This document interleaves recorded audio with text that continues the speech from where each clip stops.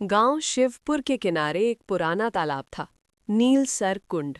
लोग कहते थे कि उस कुंड में सिर्फ पानी नहीं, एक अधूरी आत्मा रहती है। गांव की 3 सहेलियां थीं, रिद्धिमा, तारा और मीरा। तीनों की दोस्ती पूरे गांव में मशहूर थी। उस दिन रिद्धिमा का विवाह था। शाम को तीनों आखिरी बार साथ में नीलसर कुंड के किनारे बैठी थीं। कल से सब बदल जाएगा, तारा ने उदास होकर कहा। कुछ भी नहीं बदलेगा, मीरा हंसते हुए बोली। हमारी दोस्ती कभी नहीं टूटेगी। तभी अचानक कुंड का पानी अजीब तरह से लहराने लगा। मीरा पानी के पास झुकी। देखो, जैसे नीचे कोई रोशनी चमक रही हो। रिद्धिमा और तारा ने भी झांक कर देखा। पानी के अंदर सचमुच नीली चमक थी। अचानक, मीरा! चींची, कोई मेरा हाथ पकड़ रहा है। पल भर में वो पानी में खिंच गई। मीरा! दोनों सहेलियां चीखती रह गईं। डरी हुई रिद्धिमा और तारा गांव के बाहर रहने वाले अघोरी कपालनाथ के पास पहुंची। बाबा, हमारी सहेली को कुंड ने निगल लिया। कपालनाथ ने आंखें बंद की और गहरी आवाज में बोला, वो कुंड नहीं, एक द्वार है। 20 साल पहले वहां एक स्त्री की हत्या हुई थी। उसकी आत्मा अधूरी इच्छा के साथ वहीं बंध गई। कौन थी वो? उसका नाम था यशोदा। 20 साल पहले यशोदा गांव की सबसे सुंदर और सरल लड़की थी। उसका विवाह गांव के जमींदार धर्मपाल से हुआ था। पर धर्मपाल का छोटा भाई रणवीर यशोदा से प्रेम करता था।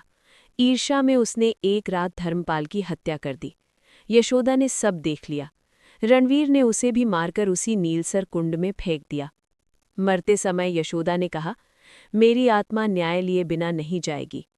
वर्तमान में रिद्धिमा और तारा ने जान की बाजी लगाकर कुंड में छलांग लगा दी। नीचे पानी खत्म हो गया। एक नीली दुनिया थी। एक महल नीले धुएं से घिरा हुआ। सिंहासन पर बैठी थी मीरा। मीरा, तुम जिंदा हो? मीरा मुस्कुराई। मीरा अब नहीं रही, मैं यशोदा हूं। दोनों सहेलियां सन्न रह गई। मैंने तुम्हें दोस्त बनाया ताकि सही समय पर तुम्हें यहां ला सकूं।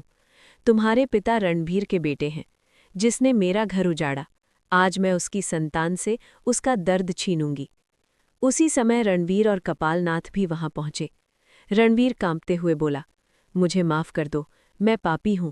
यशोदा की आंखों में आंसू थे। 20 साल तक इस अंधेरे में जलती रही मैं। अब तुम्हें समझ आया दर्द? रणवीर ने तलवार उठाई।